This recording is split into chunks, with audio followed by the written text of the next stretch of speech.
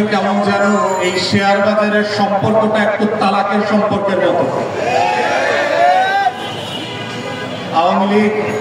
96 সালে যখন ক্ষমতায় আসলো, আমরা 97-98 সালে দেখলাম যে বাংলাদেশের ইতিহাসের সবচেয়ে ভয়ঙ্কর শেয়ার বাজার লুট এবং ধস নেমেছে। লক্ষ লক্ষ পুঁজিবাজারে বিনিয়োগকারীরা শুধু ক্ষতিগ্রস্ত হন নাই, আমরা তখন পত্রিকায় পড়েছি যে একের পর এক ক্ষতিগ্রস্ত বিনিয়োগকারীরা ফ্যানের সাথে গামছা এবং রশি ঝুলিয়ে আত্মহত্যা করেছেন। ঠিক একইভাবে আমরা দেখেছি 2009 সালে দিল্লির সমর্থন নিয়ে এই ফ্যাসিবাদীরা যখন ক্ষমতায় আসলো, তার 1-2 বছরের ভিতরেই আবার শেখ পরিবারের ফ্যাসিবাদীদের আচার আচরণ ওই তালাকের সম্পর্কের মতো করে ফ্যাসিবাজারে করোনার মতো করে ঢুকে গেল এবং বাংলাদেশের প্রত্যেকটা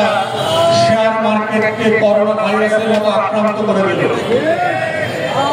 যেভাবে বাংলাদেশকে তারা গত 16 বছরে করোনা ভাইরাসের মতো আক্রান্ত করে লুটে ফুটে ছিন্নমূলের মতো করে ছেড়ে চলে গেছে, ঠিক একইভাবে এই 33 লক্ষ পুঁজিবাজার বিনিয়োগকারী পরিবারকে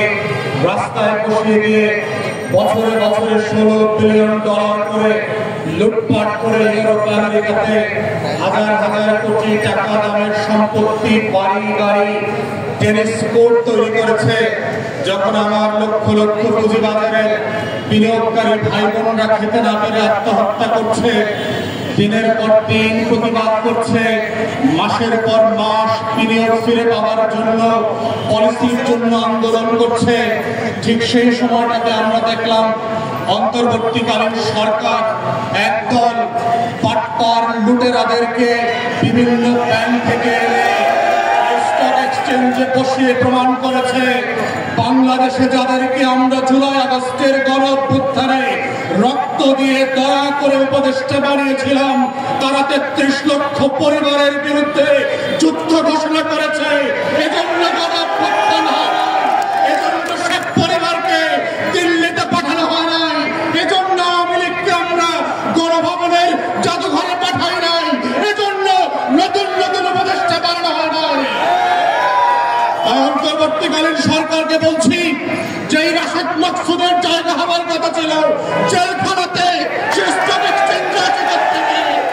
একের পর এক ব্যাংক লুট করে ব্যাংকগুলোকে তামা করে দিয়েছে।